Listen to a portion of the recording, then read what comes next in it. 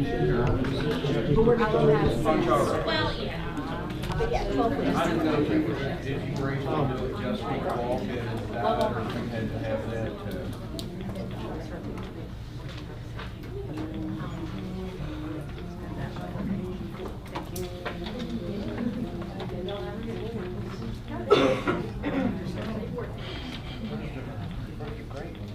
Which one?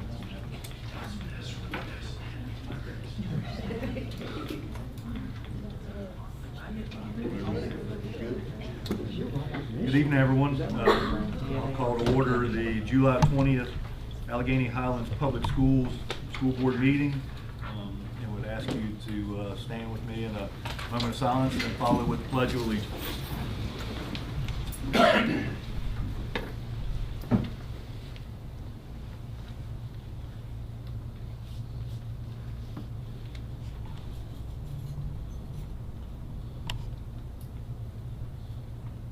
Now, if you join me in the pledge. I Pledge allegiance to the flag of the United States of America.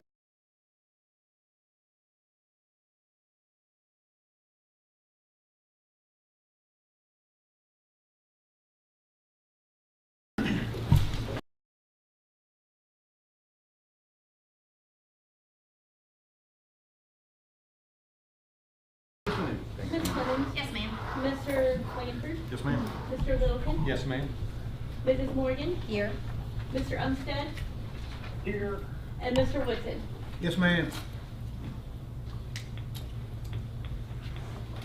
Very good.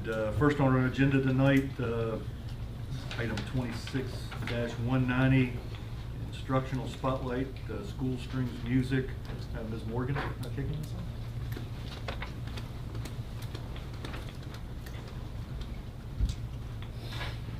Good evening. Good evening, Chairman Blanford, Mrs. Halterman, and board members. We're excited tonight to share with you the school strings program that was piloted at Callahan Elementary this past year. Our instructional spotlight from Callahan Elementary. We would like to publicly thank Garth Newell and the Allegheny Foundation. We have several here in attendance tonight for their partnership for this program. With them being partners with us, Callahan Elementary was able to pilot such a program, and we are very thankful for that. We do have plans to extend that opportunity to other elementary schools this school year, and so we have Madison Barnett from Garth Newell, and she's going to be here tonight to tell you more. But I would like to share with you what Lisa Hansford has to say about Madison. Callahan Elementary is incredibly grateful to Madison Barnett for sharing her time and talent by teaching violin to our 5th grade students. Her patience, encouragement, and passion for music has inspired students to develop new skills, build confidence, and experience the joy of learning an instrument. Madison's dedication is greatly appreciated as we look forward to welcoming her back this year. At this time, Madison will share her experience and plans for the future this year.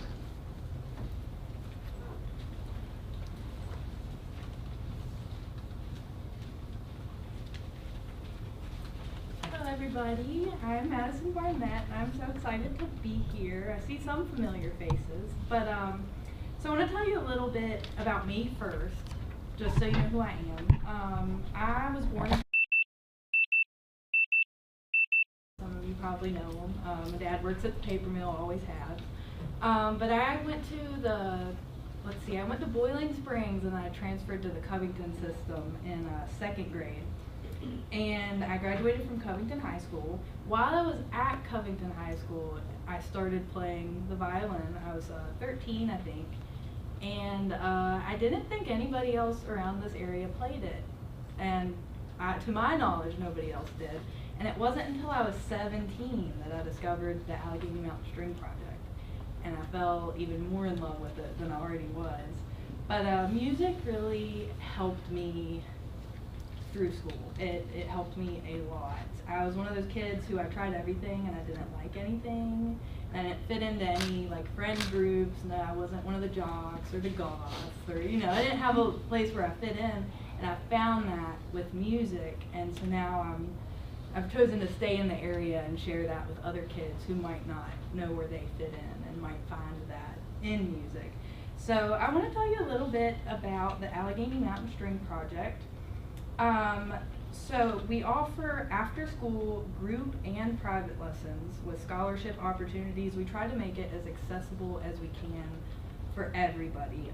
The group classes that we offer now for grades 3 through 7 after school, they're actually free with a one-time instrument rental fee for the year. And I think in the past 2 years that's been $80 to have an instrument, to keep it at your house and play it every day for the whole school year. So that's, and classes twice a week. And I had about 30 beginner level students in those after school classes last year, which is amazing. Our program is, it's doing really well now to rebuild after struggling through COVID like so many other programs did. And I'm so thankful that it's still here and we didn't lose it. But the problem with only offering the after school classes is it's not accessible to everyone. There's a lot of parents who maybe the working parent has the vehicle and there's a stay-at-home parent who doesn't have access to a vehicle. Maybe both parents have jobs or the kids have other after-school activities. And I hate to look at a kid and say, no, you can't play basketball if you want to play violin, or you can't go run track because it interferes with work. I'd love to see kids be able to do everything and try everything they want to try, and just have fun while they're a kid before they get to our old ages. And I'm getting there. I can't believe I'm 26. It's going by quick. I know y'all are all laughing, but it goes by quick. But back to the in-school classes, we had a lot of success, yes, in Callahan and at Boys Home. Boys Home was very interesting, but man, those kids loved it. They did, and some of them didn't want to play violin, but they liked making music. I believe there's one who's going to go on to do piano lessons, and I think one's going to continue taking lessons with me. So I'm really excited about that. So let's, sorry, I've lost my place here. I'm better at teaching the kids, not speaking to the other teachers. But yeah, we had a really great success in only 12 weeks. Those pilot classes were only 12 weeks. And the kids took home their instruments, they practiced, they understood that it takes dedication. When you're playing music, we have a system of colored numbers where we learn, each string has a color. The amount of numbers tell you 2 fingers, a 2 with a down arrow, you put the 2 here, and it's very easy for everybody to get into it and start playing. And sorry, I lost my place again. Looked away from my notes. But, alright, here we go. Playing music, it uses the most of your brain out of anything you do, because you're using your fingers up here, you've got to move your bow, you can't move it like this, you've got to be using your wrist, your fingers, your elbow, your shoulder to do different motions. You're listening to make sure you're holding your finger at the right spot and it's in tune. You're reading what's in front of you. The color changes the string, the number changes the finger. You're doing everything at once. And you've got to remember to smile and bow before and after you play. And I find that level of multitasking, once I started playing music, my schoolwork got better. I won't say my grades got better, because I was practicing my violin like 6 hours a day. So, but I haven't seen any of my students neglect their schoolwork. But the way these kids have progressed and succeeded in this is so amazing. Most of my students are farther along than I was at their amount of playing. And when the kids are carrying their instruments around the school, it's nice to see them kind of look like, ooh, I'm like a celebrity. Everybody's looking at me. What's that in my hand? And it encourages, you know, the younger ones, like, hey, you can try this, you can do this. You know, most of us have seen people play violin, viola, cello on TV or the Roanoke Symphony Orchestra. And a lot of people think it's not accessible to them or they can't do it, and it's outrageous. You absolutely, any kid can come into my class and they are welcome, and I will do my best to get on their level for them to learn. But as for our expansion, but yeah, we had the idea for the in-school classes because, you know, not everybody can get to after-school classes. So if we come into their school, well, then everybody can do it. So with the success we had at Boys Home in Callahan, we are planning on, I'm going to be at Jeter Watson 4 times a week, we're thinking. I'm going to have 4 different classes for the fall semester at Jeter Watson. I'll have Callahan Elementary every Wednesday. I think Boys Home is going to be the whole year. Every single Friday morning, I'll be at Boys Home with that group. So Jeter Watson and Callahan, that'll be our fall semester, this semester. And then spring semester, I will be moving to Mountain View and Sharon Elementary. I think Mountain View is the big school. So I'll have, you know, 3 or 4 classes there, and it'll all be different classes. So they'll meet once a week. And then Sharon Elementary will be replacing, I think, Callahan as the smaller school. I am very, very excited about this because I learned so much being at Callahan and Boys Home. It was totally different than doing the after-school classes. But yeah, I'm very excited, and we're going to provide instruments. We have 78 instruments available for rent at Garth Newell, and I think we're going to get the rest from a place down in Rockbridge. You know, we're going to try to find all the instruments. But I'm very excited. I'm trying to think if I'm missing anything. Does anybody have any questions about this? Any board members have any questions or Like the comments? video? Huh? I just asked the board if they had any questions or comments. I would just say thank you for expanding the program and making it available. This past week, I came across an article. Grayson County is celebrating, I think, their 5th year in a row of 100% graduation rate, and over 95% of their students participate in some type of activity or athletic, and that was what they attributed to their success in graduation. Oh, yeah. Being was the availability of those programs to their students. Oh yeah, and Excited learning, to see it expand. Yeah, learning a musical instrument, that's something you can carry with you forever. It doesn't matter, you know, I've started just recently mandolin, and I'm terrible at it, but I'm having fun, and I don't get bored, and you know, it keeps the kids away from the screens and, you know, doing stuff they're not supposed to be doing, because you know, when a kid gets bored, they start doing stuff they're not supposed to be doing. But if they have an instrument to play, they're not going to get bored. You know, you might buy them a violin with the expectation that they're going to learn how to play Bach or Mozart, and then out they come with the Metallica, and, you know, I've got a kid, every time he comes in there with his viola, it's dun dun dun dun dun dun dun dun, and I did not teach him that. So they're going home and they're doing their own stuff, and it's just really cool to see. But I'm going to quit rambling. And we're going to show you how the Callahan class did with their 12-week program. So this little music video we did. Here is the Callahan Chamber Orchestra.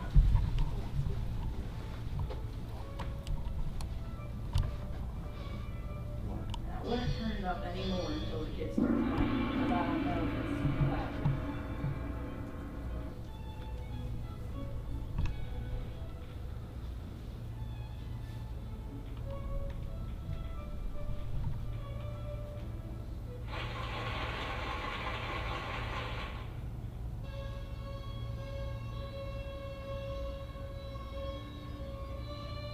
Can everybody hear that?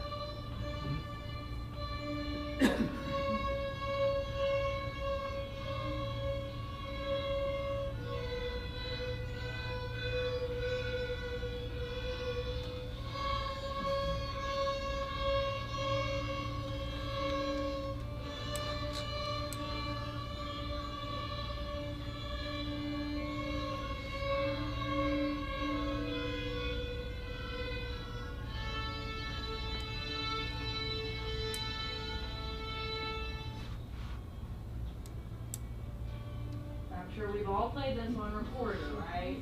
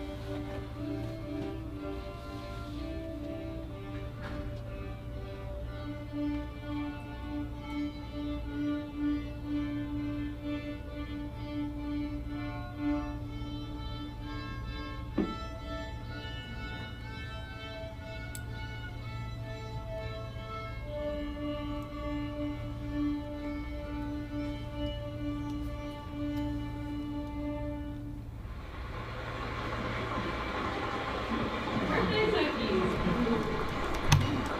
They did, I'm very proud of how well they did.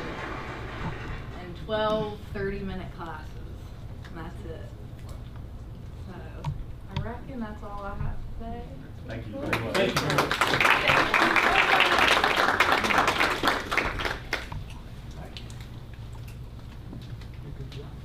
Next on our agenda is consent action for us tonight. Item 26-191, we have approval of minutes of our June 15th, 2026 regular meeting, final fiscal 26 year-end payment of bills, and all overnight and out-of-state trips associated with VHSL, district, regional, state honors, band, and choral competitions, and other trips as prescribed. Have all that information in your packet. Anybody have any questions? Anything we need to touch on related to? Very good. If not, I'll entertain a motion to approve our consent agenda. Make a motion, we approve as presented. Have a motion, have a second? Second. Ms. Willis? Mr. Ayers? Yes, ma'am. Ms. Clemens? Yes, ma'am. Mr. Langford? Yes, ma'am. Mr. Littleton? Yes, ma'am. Mrs. Morgan? Yes. Mr. Umstead? You with us, Bob? Yes, sorry, I was on mute. Mr. Woodson? Yes, ma'am.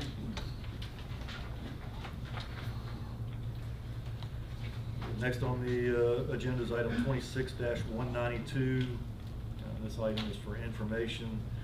This is our final 2025-2026 year-end fund balance. Ms. Persinger, are you going to speak to this for us?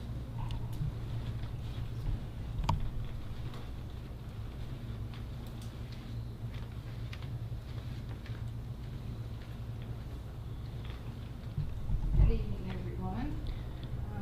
We completed the 2025-2026 year with a year-end balance of $2,806,062.05. The reason that was so high, I will give a little explanation. We had a good many unfilled positions and some unexpected money that come in more than we were expecting. We had a good bit of forest reserve money that came in. Medicaid was over and beyond anything I ever imagined it would have been for this year. It was more this year than it's been in the past. So that was part of the reason why we had so much money to turn back in. I just thought I'd give you some idea of that. The city got $673,454.89, and the county got $2,132,607.16. Any questions? And I don't need that answer now that you mentioned the forest reserve payments. I'd be interested if you would mind, when you get in front of a computer, send it to me. I'd be interested to know what that number is. Yeah, And then- I'd like to see all three of the categories you mentioned, how much was in each category. Okay. Yeah. I can send that to you all. Anything else?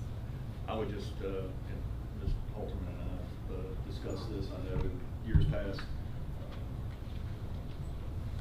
Allegheny County and Allegheny County Public Schools had an agreement to return that money so you could begin the building of capital to be able to build out projects in the school division. I would encourage us in October of this year to be in front of both governing bodies requesting us to start that process again. We've had some preliminary conversations in our small group meeting about that very topic. Well received to date. Don't know if the entire amount is on the table, but some portion of that year end, so we could then take care of some of the smaller capital projects or larger capital projects that have been deferred. So if we could keep that on our agenda going into early fall, I think that typically happened in the October timeframe for historical purposes. Any other questions or comments? You with us for the next one too? For the next one too. As far as the second revised budget that I've done, we had more money coming in from the state, but we also had to drop our ADM by 45 students. Our March figures did not come out as high as what was expected.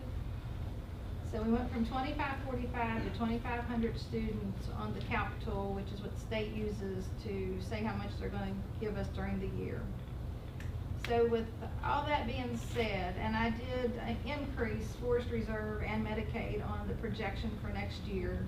So we have approximately $615,437 more than what we originally had on our budget, which has allowed us to do a 3% salary increase plus a step for those who are eligible for this budget year, 26, 27. So I believe you've got that all in front of you. If you have any questions, I'll be happy to entertain them, but I was very pleased with what the state gave us. It would have been more if our ADM hadn't have dropped by 45 students. We could have done more for our employees. But as it stands, I'm pleased to say we're doing a 3% plus step on salaries. The 3% is across the board. Yes, across the board. Everybody gets the 3%. And those who are eligible for the step get it. If you're at the top of the scale on step 30, unfortunately, you don't get a step raise. But you do get the 3%. So, question, in the budget, are the localities still both at 3% increase versus last year? 3.8. They are at 3.8? They are 3.8. So we won't have to go back and request them to reallocate that money? I do have the 0.8 on the agenda with the city for August, but they're gonna, from what I understand, it's not a problem for them to approve that. The county's already given us the 3.8. I didn't know if you wanted to go back for the 4.2, which is what I believe it was. Yeah, so, yeah, I guess the agreement in section 2.1.8 of the funding agreement, I'm just gonna read it for the records, for the minutes. In the event a party chooses to appropriate funds at a level lower than requested, the party must appropriate at least as much as was appropriated the previous year, with an increase to account for the most current CPI urban, which is, my understanding, the number that came out on June 14th, which is the closest to the end of the fiscal year and prior to the beginning of the next fiscal year, which was 4.2%. So, you know, per the agreement, it should be 4.2. Well, I can ask for an appropriation from each locality to make it 4.2 if that's the consent. That's in the agreement. I'm just telling you what's in the agreement. Yeah, and I believe we had a meeting scheduled last week that ended up getting canceled because of some scheduling conflicts to discuss that very topic. That meeting is to be scheduled next week. Is that correct? We're hoping for that, and we're optimistic that will happen with schedules. Always a little bit challenging in the summer, but we're hoping for that.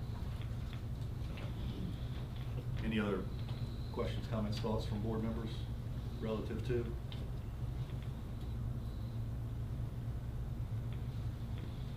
I think for the purpose of, and I don't want to speak for you, I think it would wait until after the meeting with that group. Makes sense. To discuss the 4.2 and then be able to report back. Makes sense, yeah. If you're okay. Yeah, I think that makes sense. So this is for action. Does any other board member have any comments or questions? John, I agree with what you said. We ought to hold off until after we've had the meeting to discuss the final numbers. Thank you, Bob. Scared me. I didn't know you were, didn't know you were coming. What?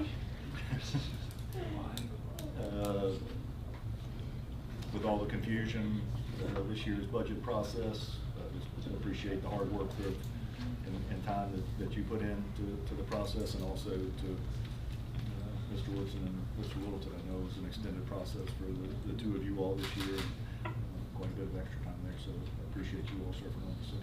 Anything you all have before we vote? Good. I'll entertain a motion to approve our final approve our final subsequent approval of our subsequent today, yeah. approval of our subsequent 2026-2027 school division operating budget. I'll make the motion. Motion. Second. Ms. Willis? Mr. Eric? Yes, ma'am. Ms. Clemens? Yes, ma'am. Mr. Landry? Yes, ma'am. Mr. Littleton? Yes, ma'am. Mrs. Morgan? Yes. Mr. Umstead? Yes. And Mr. Woodson? Yes, ma'am. Next on our agenda in your packet, 26-194, informational items. We have, I'll read through them all, and if there are any specific questions that we may have, we can come back to those individually. You have a cafeteria report, June and year end, our update on capital and operational maintenance updates, budget report, and divisional operational updates, and board development materials. No action necessary for any of these, but does the board have any question related to any of those, or anything that you would like to add related to any of those before we move on? I'd love to add something that pleases the board. Just want to make sure, there's a lot of goodies there. There's several things that are just real positives. You'll see a note there on some vape detectors that were donated to us with the CSB's partnership. That's very much appreciated. You'll see some work we've been doing on our mentoring program, which we'll highlight for you in a couple months. And really excitingly, and very much to the credit of our principals and our teachers, we have a downward trend in discipline, 22.77% relative to the 24-25 baseline. So we're now done with discipline for the year. We can safely say that, and we're just so proud of our students, because that's a lot of work. It's really good. Can we also kind of just mention what the My School Bucks is, since that is going to be something new and I think would be really positive? Yeah, absolutely. So thank you for pointing that out. My School Bucks is basically a way to send in payments for your child's lunch account. It's very convenient from the parent perspective, because you don't have to transmit a check or cash with your student. We are still a CEP school division, so that's important for us to note. That's not changing to the very best of our knowledge at this moment, but this is a really cool option, and I'm glad you brought that up, because you've been someone who's been a champion for that, and I don't know if there might be something Deborah wishes to add, but we think this is a very nice convenience. Ms. Persinger and I are working on that right now. We feel like we'll be able to start it with the school year stuff. The two of you all. Yeah, so I had a couple questions. I guess on the operational maintenance update, the camera work at AHS revealed, I guess we had several issues to address. Is no way that's going to happen before school starts, right? I don't assume. I think Mr. Fisher may have been working on the cameras. For the sanitary sewer. Sanitary. Oh, yeah. Well, no, actually, we're pretty, not too far from maybe seeing something happen, yes. So you think you can beat the start of school? We're trying to, yes. And it'd be good if we could. All that pipe in there is terracotta, isn't it? About 95% of it is terracotta, yes. Are we looking at trying to replace sections that are bad? Are we looking at possibly trying to line the pipe? There's one section in there where the pipe has dropped a little bit, so we're thinking maybe we're going to have to replace that section, and the other spot may be able to be lined. Yes. So you're looking at putting out bid documents for that, which would probably extend us beyond the start of the school year. I would think, correct? I don't see it. Well, we had money allocated for that project, so, may not have to. If we can get that going as soon as possible, just because trying to bypass pump around all that gets Yes. Tricky. it gets a little tricky. Plus, there's a distraction for the students. Right. So. I had another question around the, the improvement that we saw with regards to discipline events. One question I had from a parent actually this past week was when and if a child is called to the administration office to be questioned for some type of issue or concern, are the guardians, parent or guardian, notified when that happens? In many, many cases, that's exactly what occurs, but I think Fred would be the best person to really help us clarify that, if he doesn't mind speaking to that. He works with our principals really routinely on the exact procedures. Obviously, if the child is a child who is receiving disciplinary consequence, there's very rare circumstances where the parents would not be notified. And I think that's the heart of your question. Well, you know, just called to the office and questioned, perhaps maybe we need to notify a parent if they're called. We have a discussion, we often discuss, if you're going to talk to a student in the office for some reason, let the parents know. Yeah. So just to give them a heads up. Good practice. Yes, that's a good practice. And for, as Ms. Altman said, in most cases we do so. Is there a requirement to do so? No. Right. However, it is a best practice to do so, just to be open and communicative. Yeah. So, Thank you. My main thing was about the sanitary sewer, but as we talk about that, I just want to have two comments. One, we want to make sure that we're keeping up with our capital improvement plan, making updates to that as needed, along with costs, because costs always go up.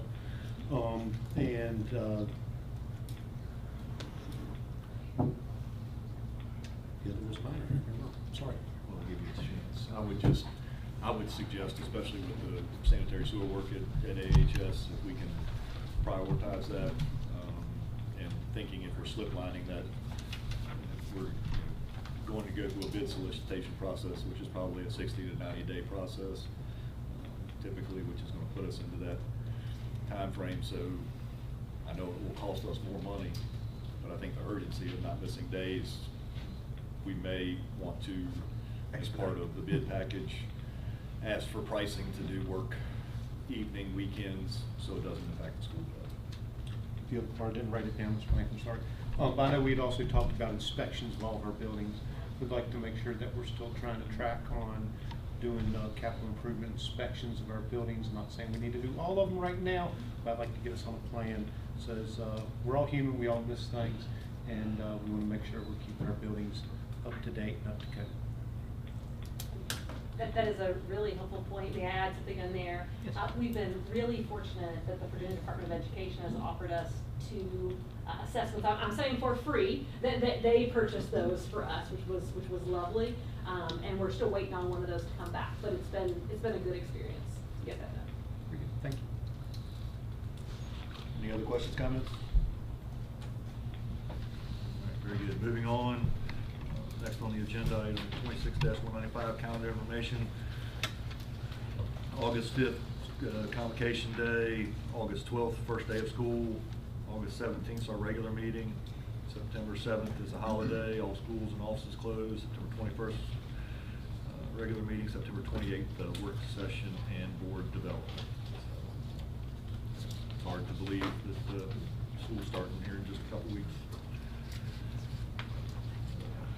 I think, Mr. Ross, are you up next for item 26-196, Attendance Awareness Month? yes.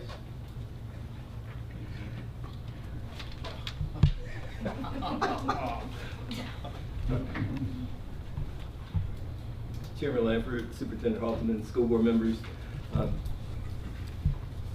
Ms. Fox is at the safety conference down in Hampton today, so I'm presenting for her. Basically, September is Attendance Awareness Month, but the goal is to start first days in August to continue to hit it hard, that we want our students to be in school, because who knew when they're in school that they do better. So that is the plan. You have a resolution for, if be it that you approve it, for attendance awareness month for September. And Mr. Ross, given that you handed me a hard copy, would you like me to read this? Yes, sir. Okay, I'd be happy to. Whereas regular school attendance is essential to student academic achievement, social emotional well-being, and long-term success. And whereas chronic absenteeism negatively impacts student learning, graduation rates, and future college and career opportunities. And whereas the Allegheny Highlands School Board recognizes that families, schools, and community partners share the responsibility for promoting the regular school attendance and removing barriers that prevent students from attending school consistently. And whereas September is recognized nationally as Attendance Awareness Month, providing an opportunity to increase awareness of the importance of regular school attendance and encourage positive attendance habits beginning the first day of school. And whereas the Allegheny Highlands School Division is committed to implementing proactive attendance initiatives that support student success and reduce chronic absenteeism. Now therefore be it resolved, the Allegheny Highlands School Board hereby designates September as Attendance Awareness Month in the Allegheny Highlands School Division. Be it further resolved that the school board encourages students, families, educators, businesses, community organizations, and citizens to support efforts that promote regular school attendance and recognize that every school day matters. Adopted this 20th day of July, 2026. Hope. Do you have any questions, comments? If not, I'll entertain a motion to approve. Motion we approve the Attendance Awareness Month resolution. Motion and second. I'll second. Second. Ms. Willis. Mr. Eric? Yes, ma'am. Ms. Clemens? Yes, ma'am. Mr. Lambert? Yes, ma'am. Mr. Littleton? Yes, ma'am. Mrs. Morgan? Yes. Mr. Umstead? Yes. And Mr. Woodson? Yes, ma'am. Thank you. Thank you, Mr. Wall. Item 26-197, consider approval of contract award for athletic field drainage project. Mr. Reed and Ms. Persinger listed, but it also says Mr. Young is here too. So, somebody want to speak to this item?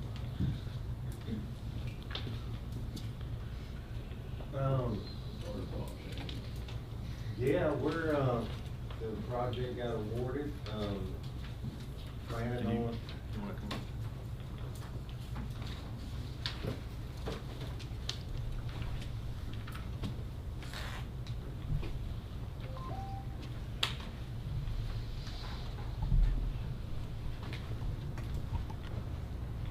Yes, it got awarded.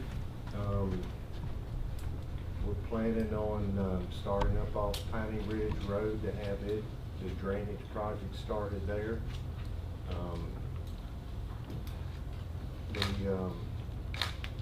They're gonna do some drainage down over the top of the hill on the right side of Piney Ridge Road, and right now there might have been some opposition to one of the landowners right next to it, but we're gonna plan on moving on with it until anything happens. How many bids did you receive? 4. Low bidder was A.J. Connor, Yes. and it is within the budgeted amount? So the last budget we had done was around $414,000, and we had suggested that you guys add a little cushion to that. And Connor's bid was $526. So it was above what we had thought several months ago that it might be. Within the available funding we have, I believe. Yeah, so interestingly, the budgets varied. 526, then you had one at 610, one at 662, and one at 1.1 million. So, I mean, that's the kind of spreads I'm seeing on jobs all the time now. And it's nice that you had 4 bidders, because I've had jobs with 2 bidders that were 40 to 60% apart. And those 3 were. Yeah, they're pretty tight. They were fairly tight. Mhm. Very good. Yeah.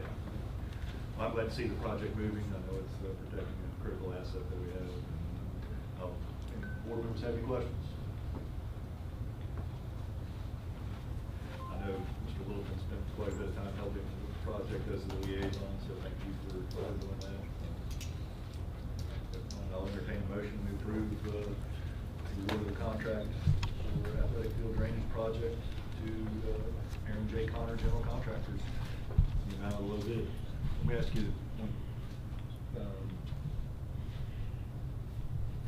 do you want the amount in the amount of the low bid, or do you want some contingency to allow for any potential change orders on top of that? Well, I think it's always prudent to allow for change orders in any contract.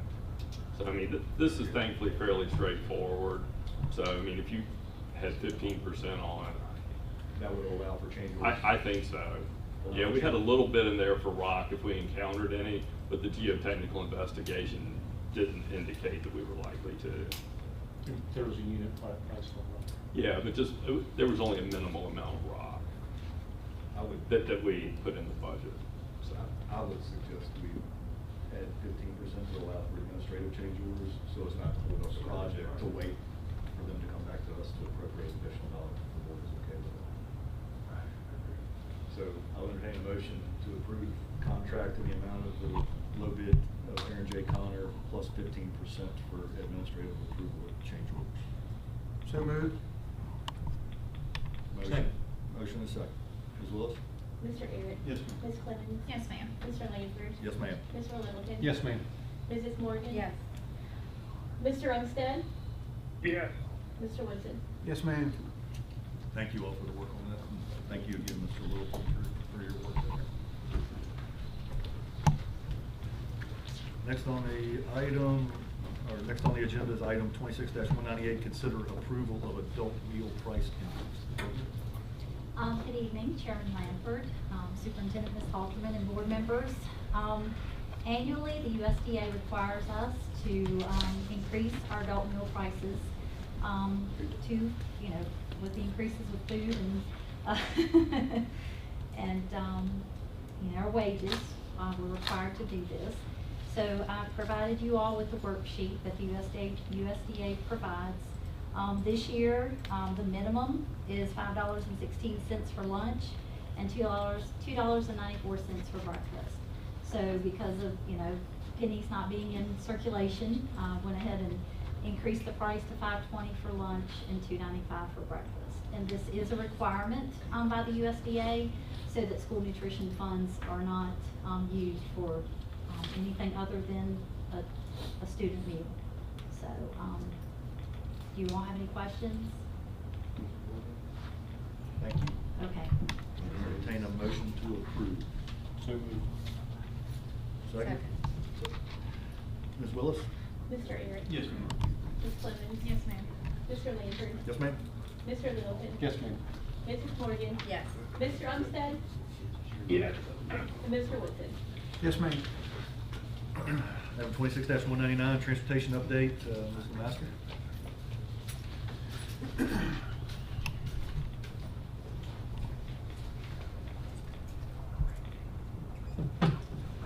Good evening, Mr. Chair Lanford, Ms. Halterman, and members of the board. I'm here to inform you of our decision at AHPS to use what we're calling mini bus routes to help support the efficiency and the clarity in communication whenever we're doing like abbreviated routes. These can be employed in situations of like inclement weather where we may need to like not go down certain roads because those roads are somewhat more hazardous than the main roads are, and so we're kind of going to stick to the main roads on that. And we'll be able to tell people that like Callahan is running on mini routes today, and or Sharon is running on mini routes today, or the entire school district is on mini routes today. So it'll be a really easy communication to make. Anybody have any questions or comments? I think it's great, so thank you. I assume it's similar to what you hear snow routes on the news in other localities. It is, but inclement weather isn't really the only way that we can employ it. I mean, there could be other hazards or like other reasons why we would need to do that. Great. Thanks, Mike. be very helpful. Will this also help when we have shortages? So the greatest thing to help when we have shortages is hiring more people, which I am working If I knew the very, very store hard tree to go to, I'd be standing in line. Yes, which I'm working very hard to do. And I think we're coming forward whenever it comes to that. But because of the amount of students that we have, we're not going to be able to pile all of those students on less buses. And so, like, with these abbreviated routes, it'll keep our buses safe because of the environment and all of that stuff. We may be able to free up like 1 or 2 buses doing this for the whole county. So, or possibly 3, right? But even that could work wonders in a 2-hour delay whenever some of our people our staff have already scheduled themselves for out-of-town doctor's appointments or something like that, and they didn't know it's going to be a 2-hour delay. I just think it would help anytime, you know, that we have to cancel a bus, you know, to make an option available is always beneficial, but like I said, it's, we just can't go to the store and buy more school bus drivers. I would love to. I would love to. I think we all would. So, and it may be completely, may not be practical at all. But thinking about that, and I know a lot of times it's early in the morning, last minute type of things, and not looking for any type of answer or anything, but just a thought that popped into my head. And it doesn't work perfectly in Roanoke either, right, where they're contracting, but is there a way that we could piggyback that contract and have, if they have excess drivers on the day that we have a shortage? Possibly. Through that contract, those drivers could be pulled? It to is help possible. us? The earlier we get the communication out to the parents that we're gonna do this, the better. Like if we know that we're gonna do a 2-hour delay the night before, then we should probably tell them the night before. That way, they'll be able to make arrangements to get to these abbreviated bus stops that are not right in front of their door. And but yes, it's possible that we could use them that way. I'll be able to send communications to those bus riders through the Easy A to B bus app, and they will, hopefully at the beginning of the year, they will already be able to see their students' regular route stops and times, and I will also have their assigned mini stops and times. That way they'll be able to say, oh, we're doing this for today. Is there any other questions, comments? It's great. It's good. Thank you for what you do. Appreciate it. Next on the agenda, 26-200 baseball update. Mr. Dobbs listed on the agenda. Mr. Blanford, members of the board, Ms. Halterman, you know, I was asked to talk a little bit about this, and I have been a part of this, but I want to say that Mr. Kessinger, Mr. Fields, and Coach Bradley were able to really get into things this spring while, you know, all of our games and tournaments were going on with spring sports and stuff, and I was being pulled away so that they could come in and meet with some of these people and even get some extra quotes done or some information done that I couldn't get a hold of in time for you all for this information. So I'd like to introduce Assistant AD, Mr. Fields, and our head baseball coach, Ryan Kessinger, and our head JV baseball coach, Seth Bradley, and they'll be able to come up and answer any questions and give some information about this at this time. Good evening, Chairman Lanford, Ms. Halterman, and the rest of the board. I think you have a report that was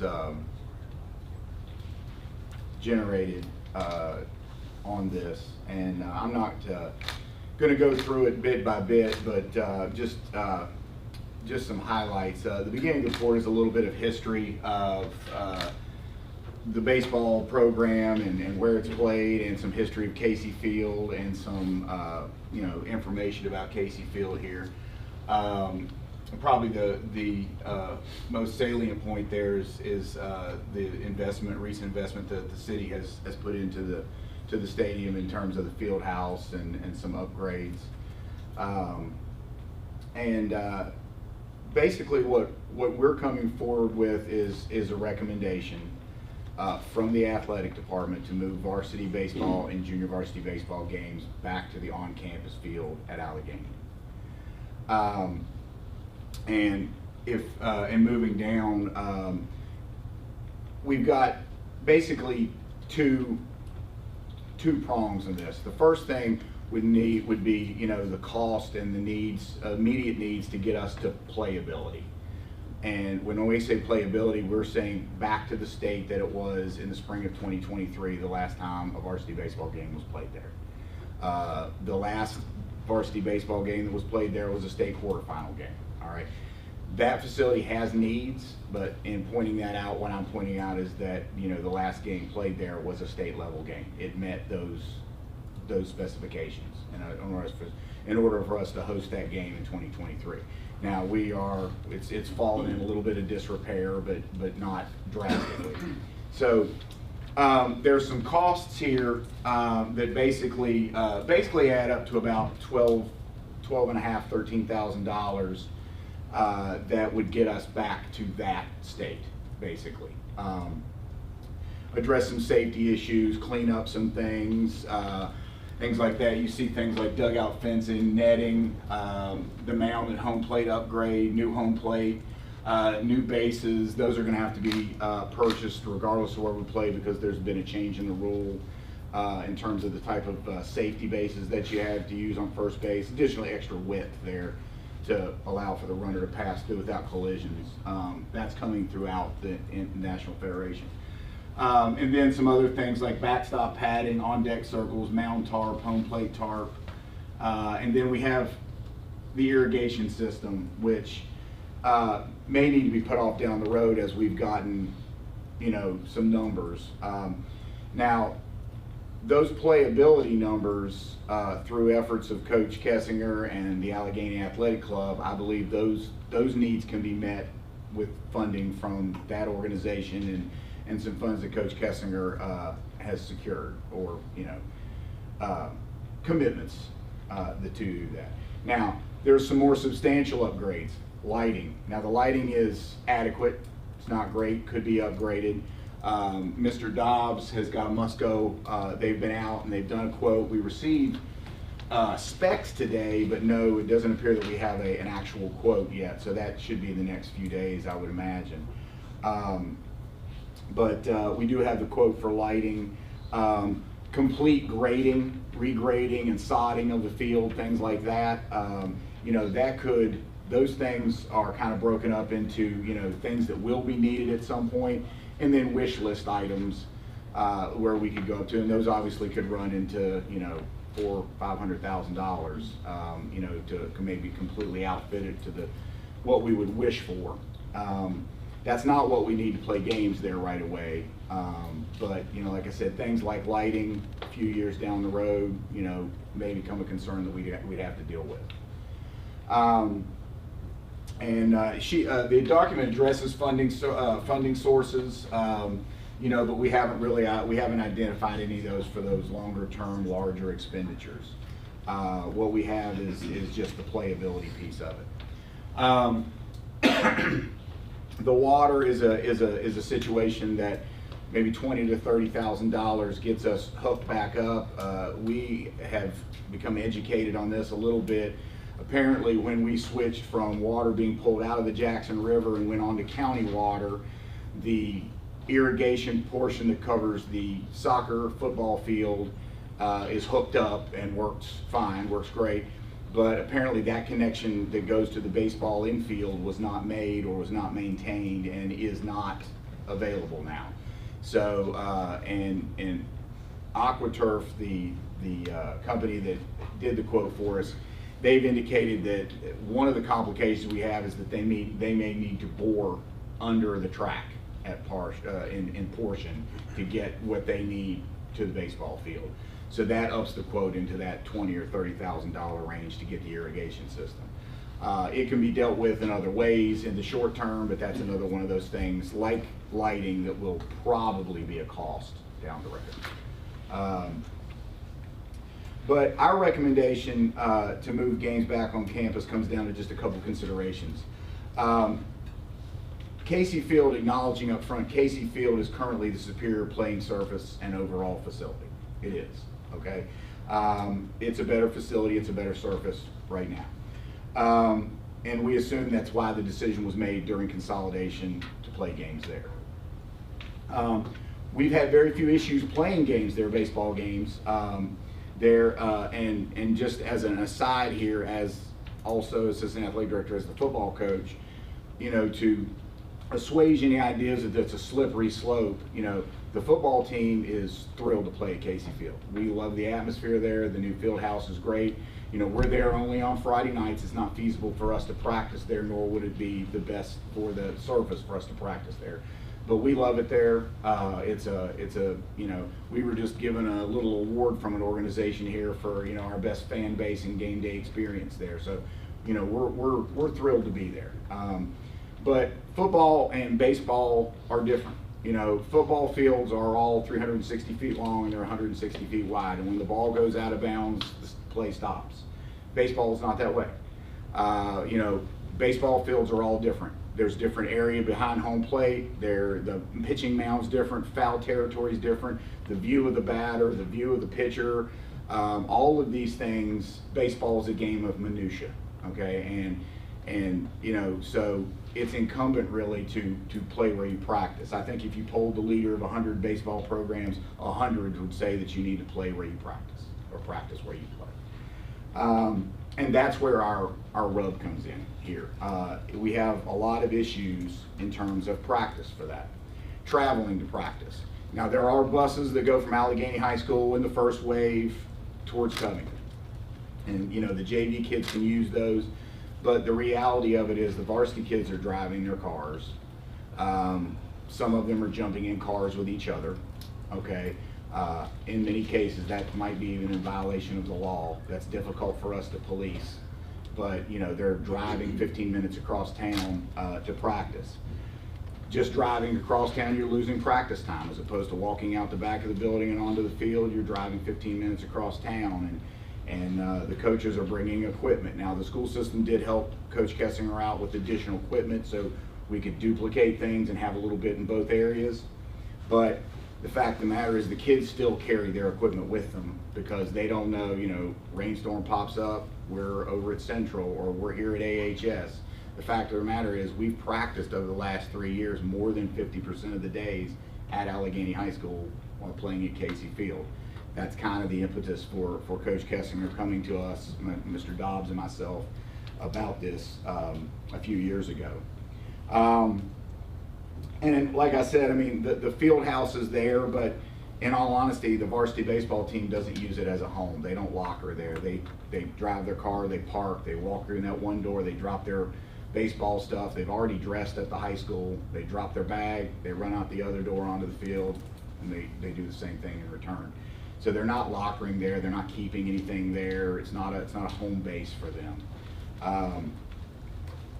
If this move were to be made, it would become a home base and a home field for our middle school team. They would use it full time. They're at Fort Young right now. They'd use it full time. They would locker in there, and they would, you know, that would be a home base for them. So that building would be used more than it is being used now.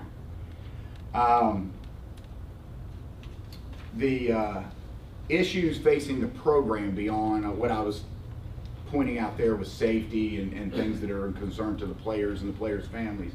But the issues facing the program, we're simply not getting the gate or the crowds that we got prior to 2023, prior to the consolidation. There were just larger groups. We've attested to a few things. One, you play there at Allegheny High School, you got a softball game and a baseball game. We got more casual observers sitting in lawn chairs, buying a ticket and sitting in that parking lot watching both games.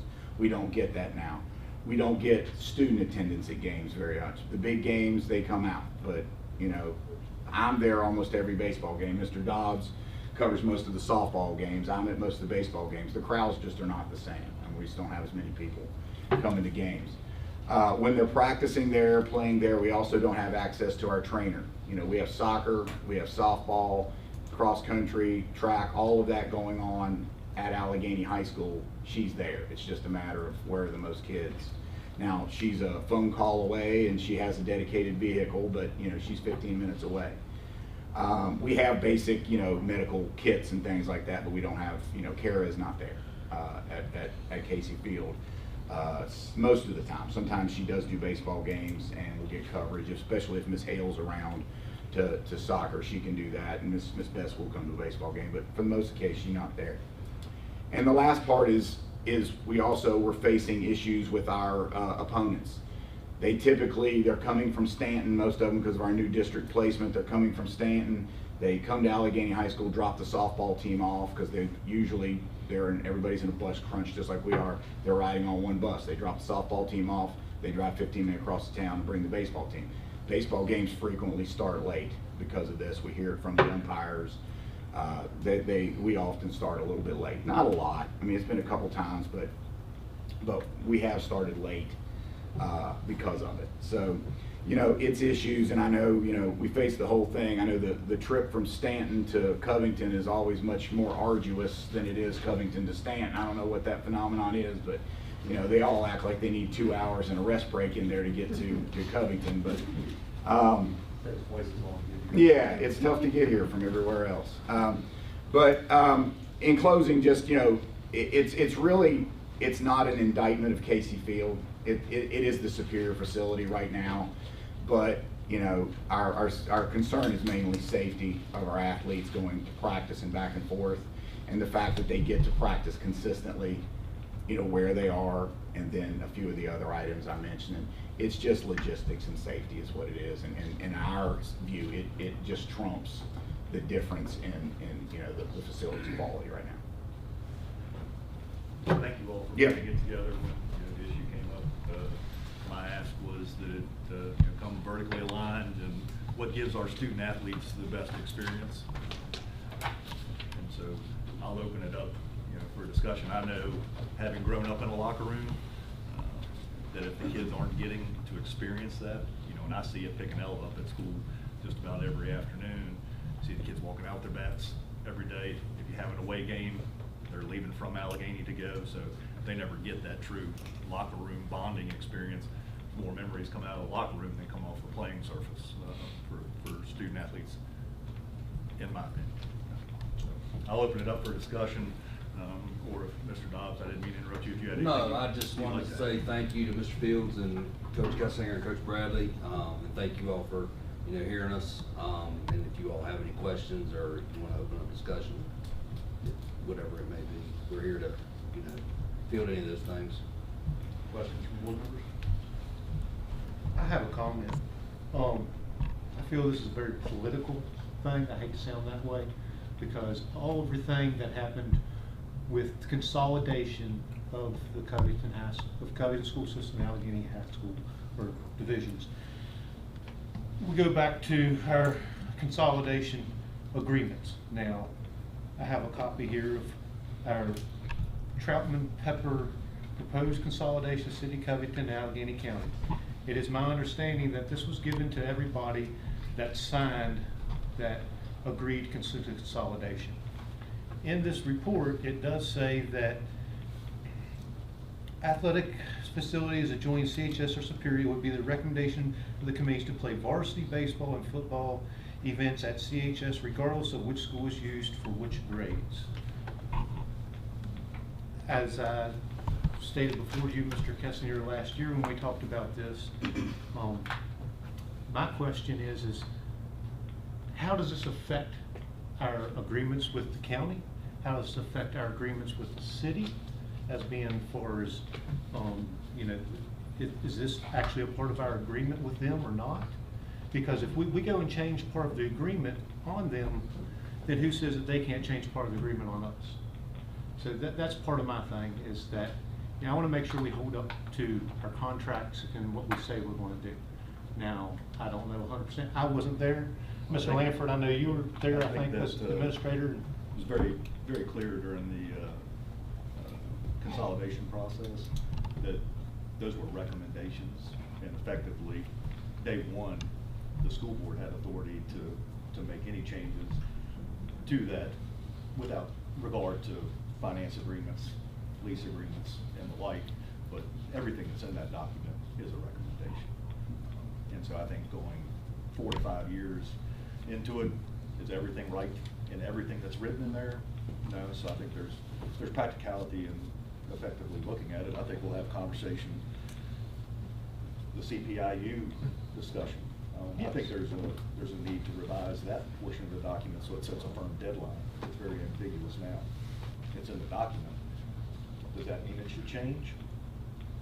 I think so. Does that mean everybody means it should change? Probably not, but I think setting that date for CPIU and the financial agreement, which would require the county and the city and the school board to technically all vote, is practical, right? Because currently, BB may want it to be April, Suzanne may want it to be April as they go through their budgeting process. For us this year, it's favorable for it to be in June. Next year, it may not be favorable to us. So I think we need to set a date there. Yes. That I think- requires approval of all. This document was effectively, all things in it were effectively recommendations to the school. And over time, could, and in some instances, should be changed. I think it would be to our benefit as a board that hopefully next week you get to have your leadership meeting with everyone, and that I think this topic should become up for discussion in there of where our county and our city see this. Because like I said, I don't want it to go and change our agreement because, I mean, not to sound bad, but ever since I got on this board, Gerald Franson beat into my head, make sure things are sustainable. And so I want to try to make sure the best we can that everything's sustainable as long as it can. I don't want to see something cut because we've made a decision, if you know what I mean. Thank you. I think Mr. Lanford brings up a good point. I think any of us that were there, during the Joint School Services Committee process and things, we understood that we were putting together a framework in that document, and that framework did represent 40 years of compromise, so that needs to be said. We also understood that the future would change, so all parties needed to know that going in. That being said, I do think comparing CPIU to the utilization of Casey Field in this particular case is not a very good comparison. No one from the city of Covington said from the outset that we've got a couple things we'd like to preserve, and one of those is the utilization of the CPIU. That was not said, but the utilization of Casey Field as the venue for varsity baseball and varsity football, that was part of the initial discussion. I remember that part of the discussion. As co-chair of the Joint School Services Committee, that was the city of Covington's position. They wanted to preserve the utilization of that field in part because of community identity, preservation, and the like. Every entity, every smaller entity in a consolidation process always feels like they're giving up too much. They always feel like the larger entity is swallowing them up. And to a certain degree, that's a perfectly normal and rational feeling to have, and that's what the folks in the city of Covington were feeling. There's also a practical and economic component to this as well. There is little to no economic impact to games being had behind the high school in Longhorn, other than maybe Love's Truck Stop, maybe the Mexican restaurant at the edge of Covington. But there's a significant amount of economic activity that is generated by school sports and school activities. I think the city of Covington was very clear in their position. That was initial. Basically, they had to have at least a tentative agreement that Casey Field would be utilized as it had historically had been, and that Covington High School would remain open and as a school. And again, some of that was community pride, community preservation, but I really believe a lot of that was practicality because of the economic impact that's generated by school sports. I would hate to see this school division make a decision to pull baseball or football, either of those two that I feel like we made a commitment to, unless and until, though, in this case, Casey Field was no longer meeting our needs. I'm sympathetic to some of the reasons Mr. Fields outlined. There certainly is, I'm sitting here thinking as far as trainers go, what do we do in prioritization when Mrs. Bess, when we've got, even if they're on the same site, and we've got multiple situations, she can't be even at the baseball or at the softball field and down by the track at the same time. So, maybe there's things that we need to think about from a larger school division standpoint of how do we better cover our student athletes. I'm sympathetic to lost time, Mr. Kessinger. 15 minutes is a mountain of time for an early season baseball practice. I just wonder if you have tried to mitigate even some of those issues. I don't know what the mitigation could be, but have we worked to see what we can do to mitigate some of the issues that you have brought forward before we go to the step of, as Mr. Littleton, brings up, this could be potentially volatile, and for good reason. We're barely 6 years on from the agreement, and we already have, rather publicly now at this point, an ask to go back on something that, again, I feel like we committed to. So I think we've got a ways to go in my mind before we get to the point where our back's against the wall, we need to do something because Casey Field no longer meets our needs. Gate sales and the like, correct me if I'm wrong, but when we do events at the high school, I think you were sort of alluding to it, when you pay your ticket, you can kind of go wherever you like, right? So yes. Some of the historical numbers may be skewed just from that point alone, because many of the tickets that were through the gate sales that we were collecting could have been going anywhere. We don't know that they were we have different, we do have different gatekeepers at the high school, just because soccer starts later than softball. But we don't typically play those on the same night. So that was a softball, baseball number versus what we're doing softball, baseball now. Okay. And even if you had them on a separate night, gate sales for the soccer match would be at the gate walking in. Well, yeah, I just mean some of the There's events a that I've differentiation. attended in the past, there have been multiple events going on at the same time. It happens. I mean, it does. I mean, well, we do now. Okay. We do now. But We didn't then. I was gonna say, in the 22, Yeah, 23 year.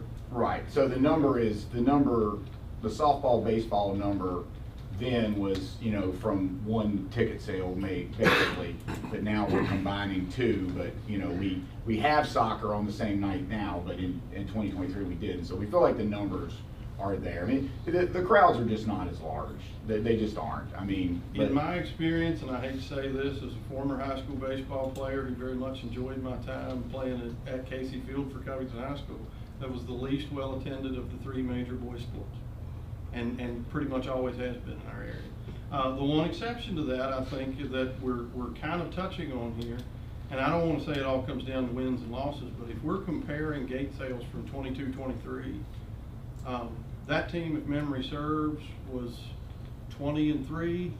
That was an outstanding high school baseball season that they had, and I think they got some late season injuries, and that might have been actually, well, I'm sorry, Mr. Bradley, you were the actual coach that year. We had some significant injuries late in the year, I believe, if memory serves, that kind of scuttled a legitimate chance for a state championship that year. Am I out over my skis on that? The injuries, I think, were the following year, first year consolidation. Okay. We didn't, we had a bad game, unfortunately. But still a very talented high school baseball team. It's a deep center field. Yeah, very, very talented high school baseball field. I was fortunate enough to stop by and watch that team at home play several times.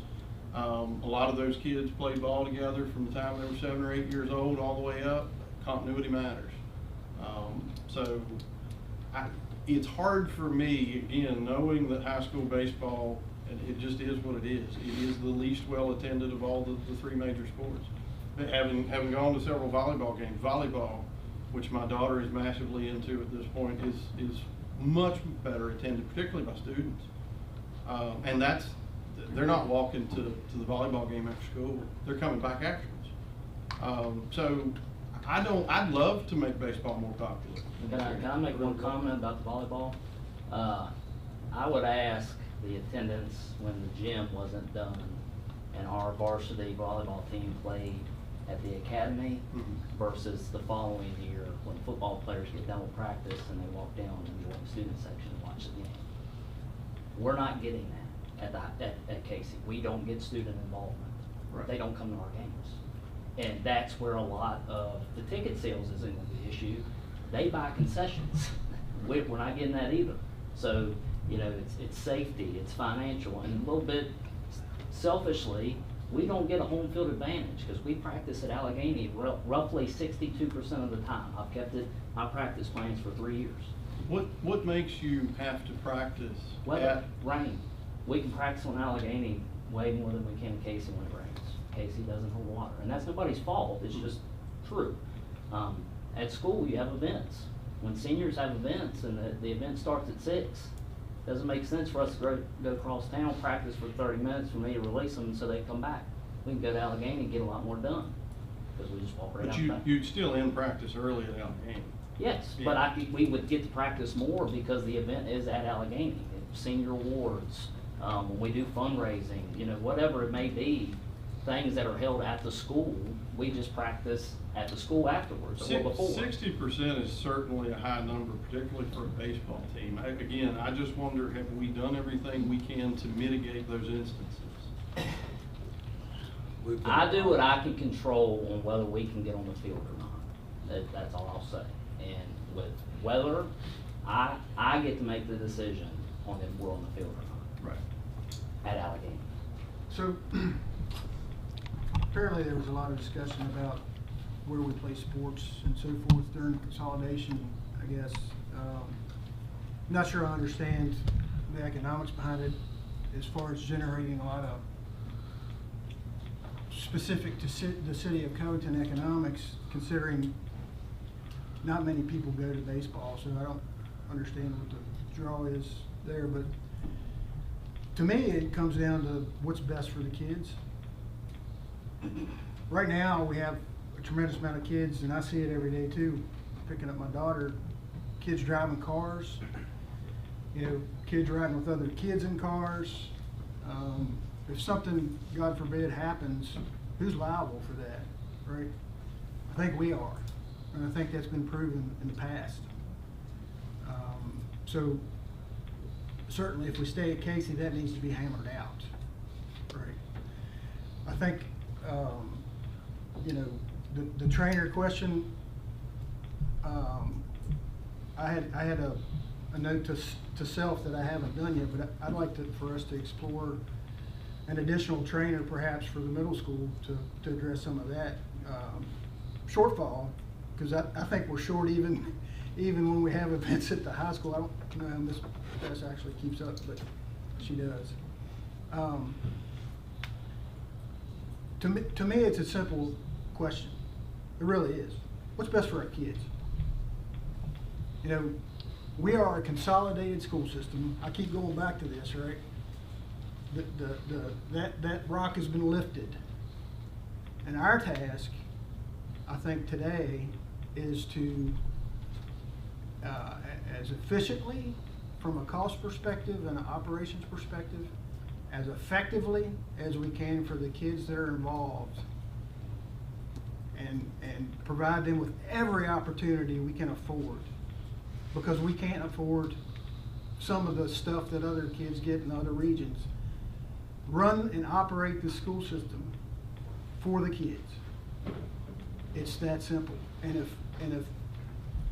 if the localities can't get behind that and can't understand the ask, shame on them.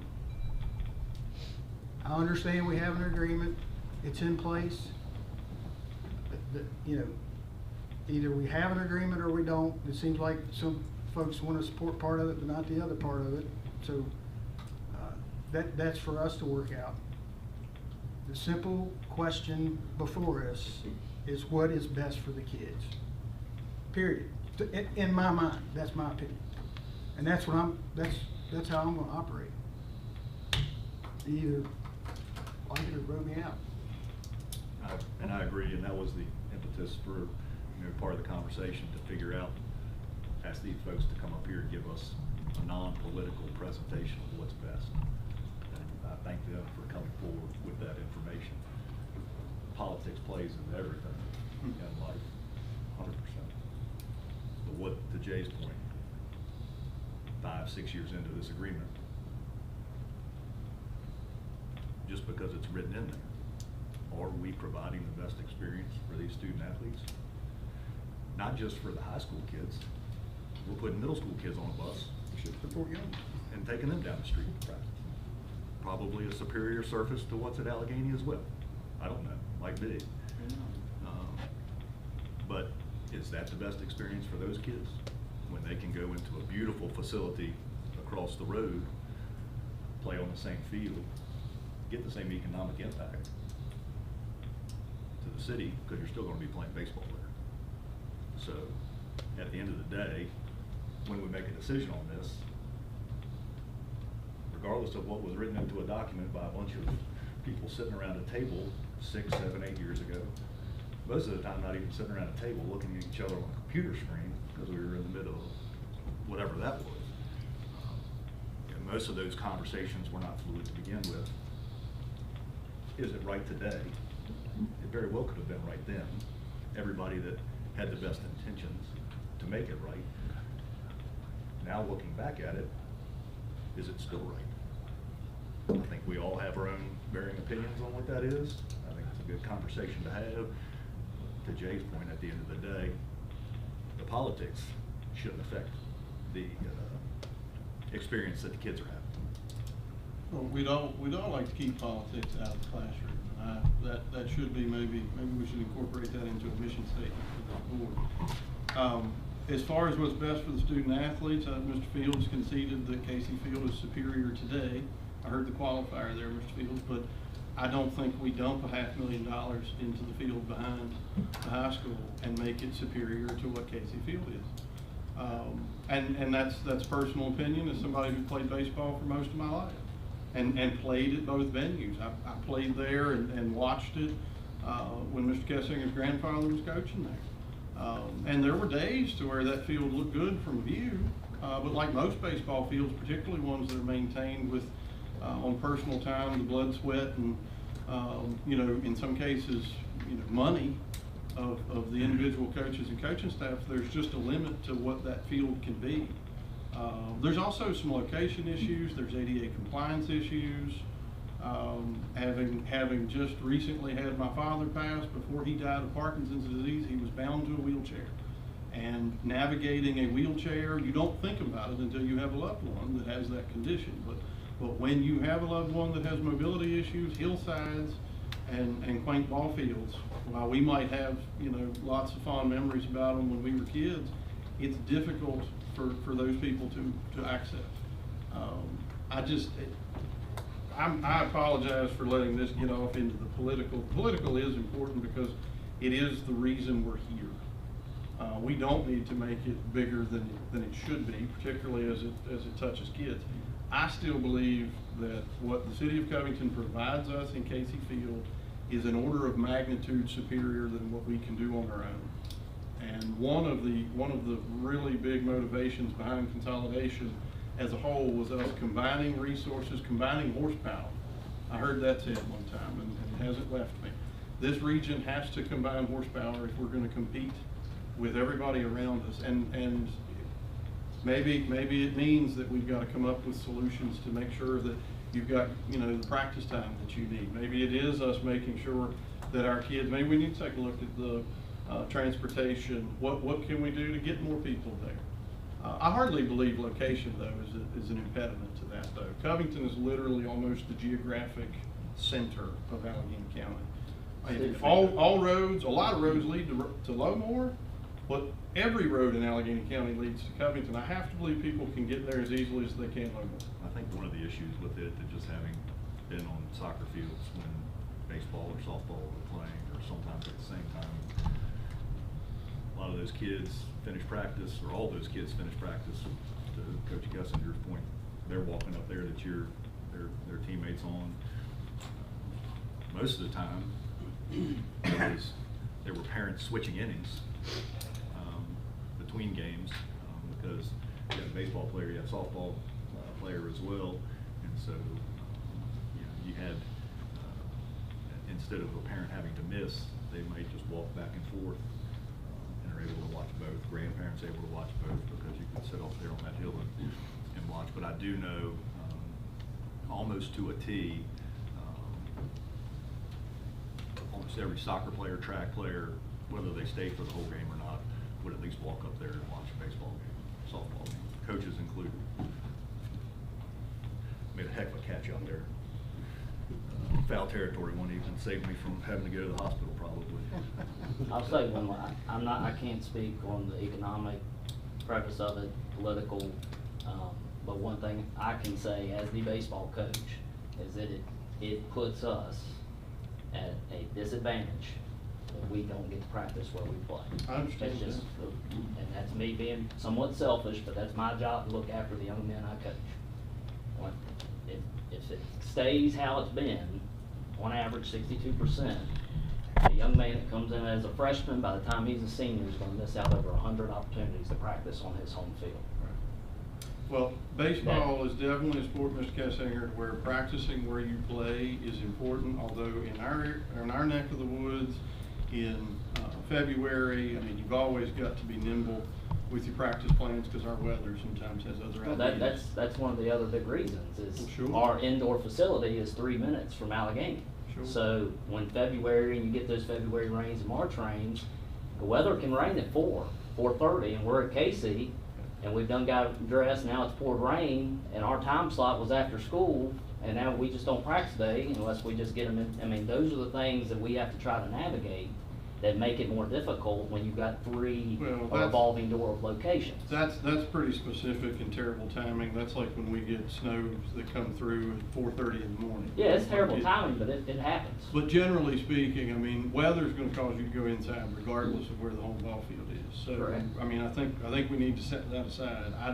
I just would like to I'd like to see us do any mitigation that we can to keep playing and get better practice participation at the clearly superior venue. I think that was, the point there was the mobilization. Yeah.